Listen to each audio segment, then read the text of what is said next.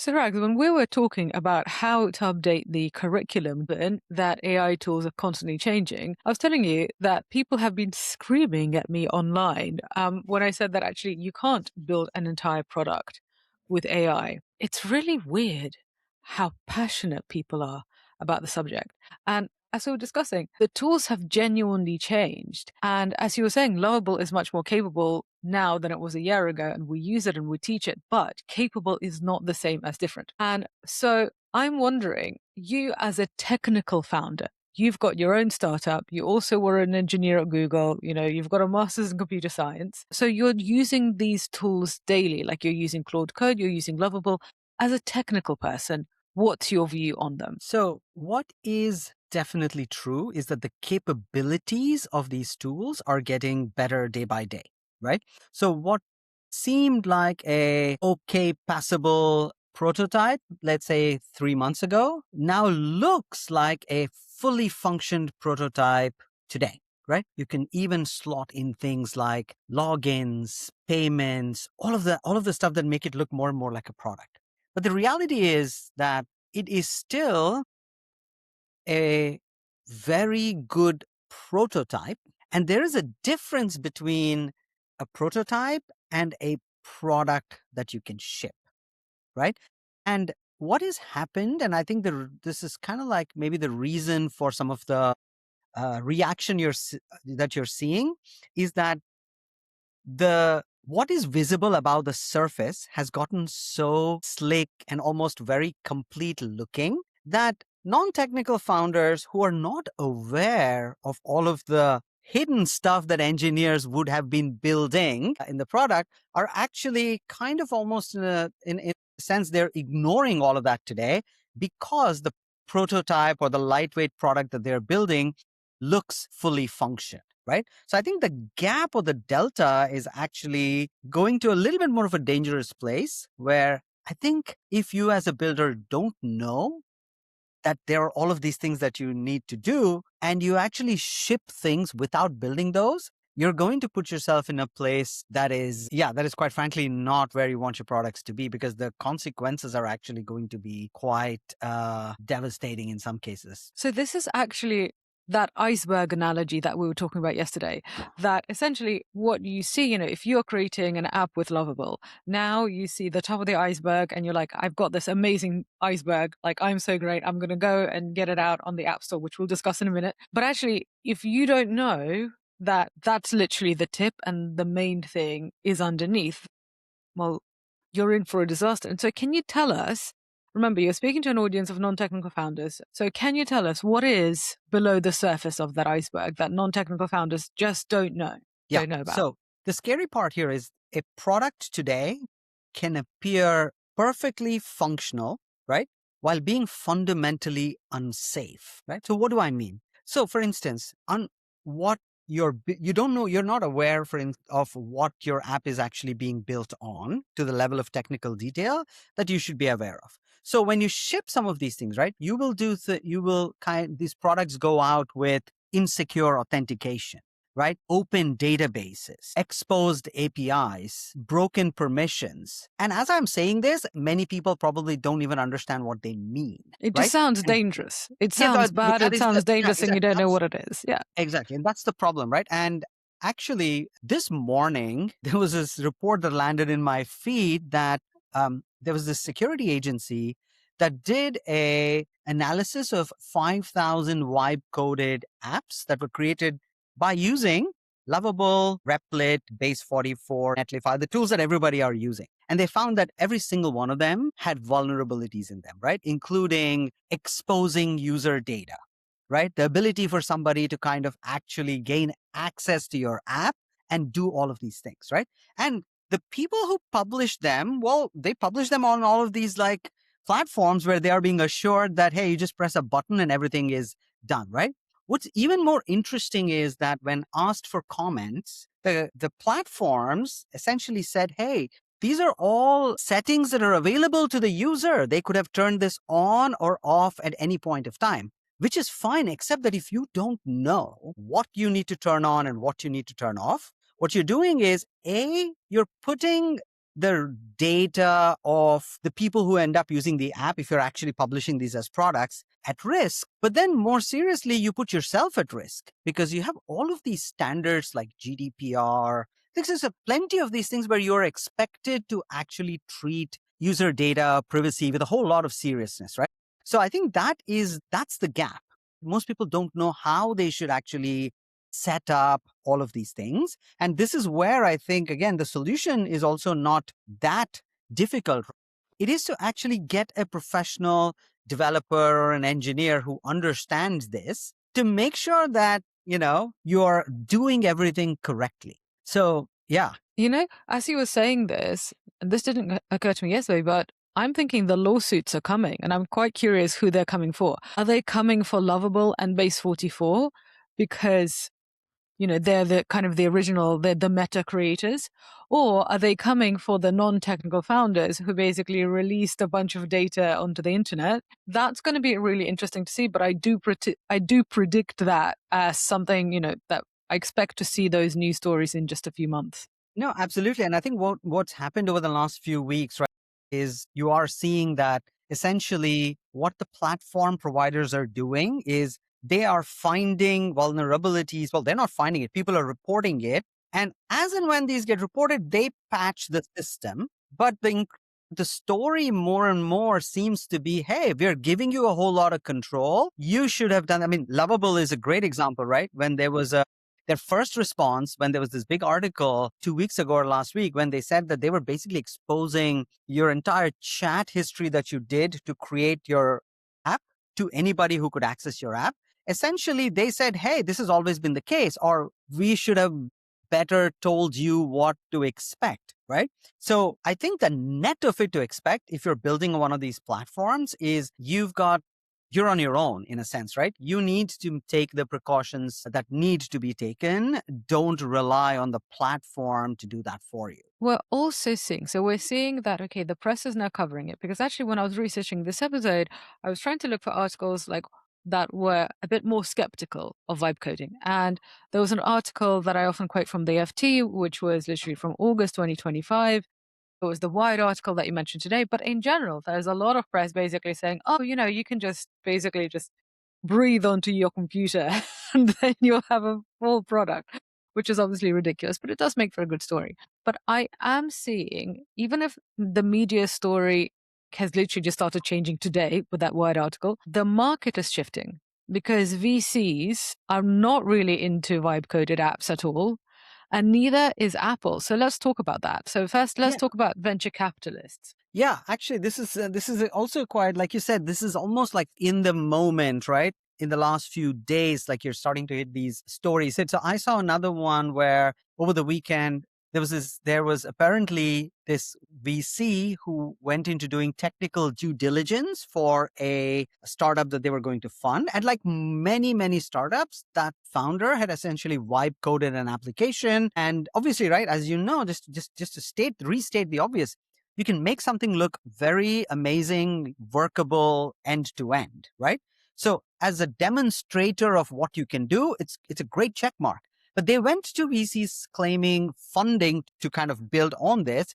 And apparently, they basically got told that, yeah, we're not going to fund this because it's not in this state, because this is essentially vibe coded with lots and lots of issues that you will need an engineer or a team about 2 months just to fix.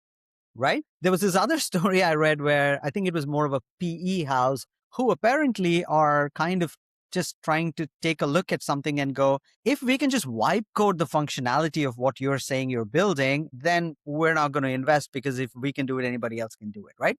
So I think the bar is also shifting there. I think just 3 to 6 months ago, it was new enough that people were early on to kind of to push the limits of what these platforms were capable of. They would wipe code something and try to kind of get funding for it.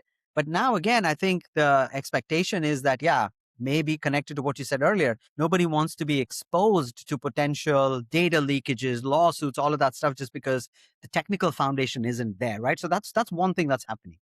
The other thing is Apple, which is very interesting, right? Like most of the vibe coded apps today are web based, right? However, the way the technology is kind of moving, there's lots and lots of, everybody's going mobile, right? So folks like Replit, I think they also have mobile apps. So what's happening is Apple is starting to crack down on wipe coded apps, right? It isn't unclear exactly if they're going after the app builders, which they certainly are, because they're They've done that. Yeah. correct. Because, but they're also going after, but they're also starting to pay much more scrutiny to just purely wipe coded apps that are being submitted in. Part So of the reasons this, yeah, let's show the difference. So you can either literally just make an app within Replit or Lovable or whatever, or which is the second thing you're talking about, is you can go to Claude Code and you can have Claude Code essentially create the app for you. And in both cases, those are getting rejected by Apple. yes, completely wipe coded apps, they are kind of starting to get rejected by Apple, right? Reason there being that, again, all of these vulnerabilities that, for instance, when you build a web app, nobody is really checking, you can publish it. Apple's a different ballgame. They have extremely sophisticated, they've spent 20 years of building the app store. So every time you submit something, your code is pretty much, to see. Yeah, that's why Apple is a premium product, not only because their products look pretty, and I think most people don't know about this. Obviously you and I have submitted things to the App Store, but most people haven't. So when you submit something to the App Store, essentially what you're doing is you're submitting it kind of like to editors, but not only to editors who look at the content of like what you can visually see, but they actually look at how your thing is made. Yeah, So absolutely. they want to see, They like, care is it about users. secure? Correct. They care about user privacy, security, data leakage, all of that stuff, right? So in as much as like you have not considered those when you're building it just because you cared about the user interface and you cared about really quickly getting to an app, you run the risk and on the mobile system of running into like the gatekeepers at Apple, right? So that is, and all of these are pointing to the fact that actually at some point there is getting to be a real gap between what is a well-made functional prototype and what is a product you can ship, right? And I think until now, people kind of didn't see that, or to put it in a different way, this is becoming more and more prominent now because the capabilities of vibe coding platforms are such that apps are looking more and more like completely done apps. Functionally, I mean, I should also say it's not just looking, right? Like you can actually functionally also do things. You can add databases, you can add payments, etc. But then all your data's leaked from that yeah, just because database. you can add all of that stuff doesn't mean that you've done it right. And doing it right, you need to know what you're doing to make sure that you're doing it right, to put it simply. Well, actually, also, let's talk about the maintenance problem, because this is something I totally didn't know when I, released version 1 of my first app, which was, so in the tech world, we all know this, when we have apps on our phone, and then sometimes they just update without us doing anything. Essentially, you get a new version pushed out to you. And so what we were discussing yesterday is that people got very excited as they created the first version of their product. And I mean, to be honest, it is exciting. Your idea comes to life, you start seeing it. 100%. It's really, really wonderful. And then what you do is you create version 1.2, and version 1.2 is going to have some more screens and it's going to have some new features. And that's essentially the way products develop. They basically start growing with new screens and new features. So, Rags, tell the audience what happens when you start adding new screens and new features to your vibe coded app. Yeah, I mean, one thing to realize here is that these AI coding tools are actually, they are building what you're asking them to build, like you're prompting, right? So they are optimized to get something working quickly. They're not optimized for building something maintainable, right? So what does this mean, right? This means that what you often end up with is there is no real coherent architecture underneath to support the next 3 or 5 use cases. It only supports the first use case that you built for. When you come and then say, okay, I want to add a new feature, in most cases, what happens is that your vibe coding app will try to rewrite your whole app so that, it accommodates the new use case. Now, normally, if you were just still iterating or building a prototype, this wouldn't matter, right? You're the only user. Okay, sure, something's break. You're going to go to the next version. But imagine doing this when you already have, let's say, even 100 users, right? And what happens is that once this changes, all of the 100 users can't use the app anymore because some data structure, which you don't even know what it is, has broken, right?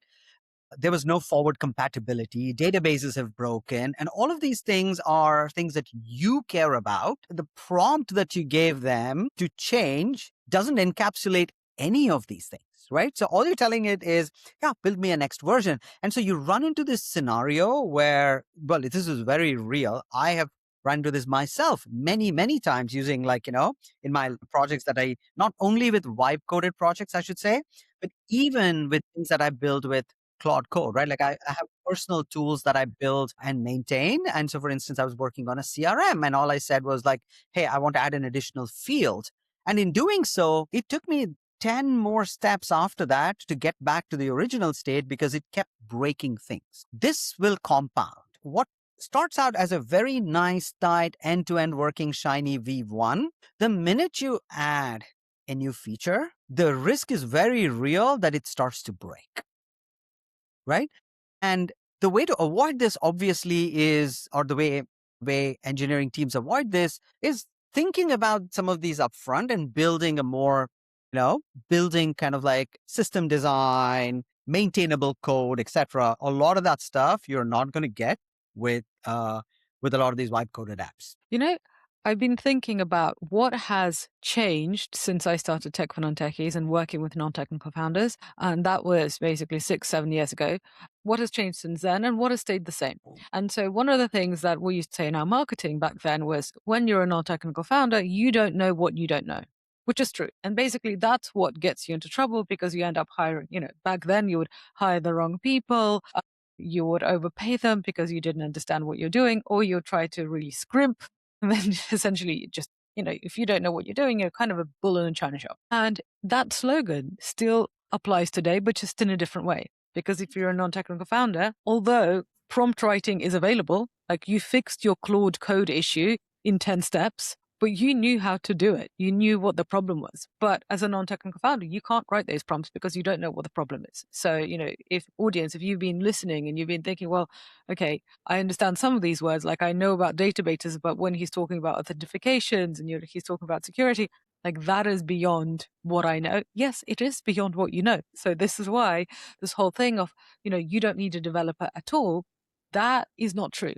But as we were discussing yesterday, the way you work with developers and when you need them and what exactly you need from a developer has changed. So I think we kind of started this episode on a bad note, maybe, which is like, oh, you know what, actually, you still need developers. It's still going to cost you money. You can't do everything with AI, which is a bit of like, oh, that's a disappointment. So now let's make people a bit happy. So yes, you do still need developers, as we were saying, but you don't actually need the kind of team of developers that you used to need. And thus you are not paying the same amount of money. So Rags, tell us, what kind of engineer do you need at this stage of the AI revolution? Yeah. So I think what definitely has changed is that as a non-technical, non-engineer founder or an app builder, actually, you have a lot more control today in being able to develop the app experience yourself, right? And I think there genuinely you don't need developers, right? Because this is the part that you can see. If you have a sense for what you want to build, you can prompt it, and the tools themselves are getting very good in applying the right kind of design, the right kind of based on what you want, right? But what potentially used to be, hey, get a team of a front end developer and a back end developer and that team, that sense that people used to have of, okay, now once I do at some point I need to budget for and go hire a team, is now not a team anymore, right? I think what you probably need is one competent sort of technical person. And you probably don't even need them to be sort of like a co-founder type full time with you on the product, right? Because it's getting to the place where if I think about when and where do you need them, I don't think you need anybody when you start. For sure, you go to Lovable, or any of these tools, you can start it up. You don't even need them until you've sort of made a prototype now, put it in front of a few users and gotten feedback. I think where you need to take a pause is, let's say you use the prototypes the way prototypes are meant to be used, which is I built a few versions of it, put it in front of my users and figure out this particular one. I'm getting a lot of like good feedback. I think I want to build it into a product. I think that's a point at which before you go and say, okay, now I'm going to just launch it on Product Hunt or put it wherever. I think that's where you need to kind of take a pause and go, okay, can I get somebody to come in and essentially help me make this prototype into a product, right? I think that is still the bridge, right? What's the prototype to product delta? And what you will find is in most cases, it is not going to be, they're not going to come and tell you change the app, change the UI, but because they're actually going to come and take a look at it and go, okay, either your code is written very kind of like it's structured very poorly. We need to kind of do a little bit of a refactor on this to make sure that like, this is scalable, or, hey, your databases are open, or you need more authentication, or user data is being stored in a database with no security, for example, right? Whatever it is, right? I think that's the phase where you definitely need somebody to work with somebody to go from like from prototype to product. And then I think what you need is somebody who's available for you on an ongoing basis, as and when you are kind of continually iterating on it, right? Because every time you get a bug from a user or a feature request, right, you're going to go and make a change. And periodically, I think you do want people checking to make sure that like, the integrity of what you've built is still there. So, one of the things that we were discussing is the difference between a product and a business. So, a core thing that has stayed the same despite the AI revolution is the beginning of your innovation journey. The beginning of that journey is you create a small product that you test. So, if you're going to have a mobile app, it's 5 to 7 screens. Even though now with Lovable you could make 30, that is not a good test. Your test is going to be 5 to 7 screens because essentially, like in the scientific method, if you're running lots and lots of tests simultaneously, you won't be able to read the results. You won't be able to really understand what the results are saying to you. So this is why, even though it's now super easy to make a huge prototype for the purposes of, being successful, which I'm assuming you want a 5 to 7 screen prototype, which you then still go and take to people and you get their feedback. So that actually hasn't changed at all in the last 7 years that I've been running this company. What has changed is how you are creating that prototype and the speed at which you're creating it. Because what's amazing is that now you can create a version, get feedback from people. And if that feedback is like, okay, we like the general idea, but this design, we don't get it at all, you can literally remake a design that same day and test it again. So you could go through Absolutely. 2 different versions in one day. Whereas Absolutely. before it would take you weeks. Yeah, actually, so I think the more broader thing is also if you can build it, so can now millions of other people, right? This is accessible to everyone. So building and making is not the constraint anymore. Like, yes, we've talked about actual shipping into a product that still remains a bottleneck, right? But when we talk about the early part of it, the people who are going to be successful are not folks who kind of get into it's very addictive. I think as you mentioned the top of the podcast, it's awesome to sit in front of one of these tools and start creating stuff that was in your head and see it come to life in really beautiful ways, right? But the real purpose of this is not that, right? It's actually saying it's the speed of things, right? Exactly like you said. Instead of now I can do a full-fledged prototype that I would have needed an engineer to help me with in the past. I just don't need them anymore. And I can do 20 versions over like a week, right? If I have the users to test it with. I think it's the people who are going to be successful are the people who are going to spend the time upfront trying to really nail down, okay, is there a problem here that I'm solving? And is what I am proposing or how I am proposing to solve it, are users saying that, okay, this is something that I might be interested in? And so that is really how like you should be using these tools, kind of like, get that signal very quickly, right? And once you do, obviously, right, like let's say the app does need 30 different screens or features. Yeah. Once you've got the kernel of it, you can sit down and build that 30 in 3 days, right? And then you've got a full-fledged app that you can then take forward, which we would recommend, obviously, that you definitely get then technical eyes on it to make sure that it is actually built the right way. So, in terms of our curriculum for everybody listening, the front bit of it has basically stayed the same because the front bit, the early bit, is literally let's find out the problem you're solving and who you're solving it for, and do they care, and are they willing and able to pay for it? And the way we find this out is not by reading the McKinsey Quarterly or sending people surveys. That really doesn't work.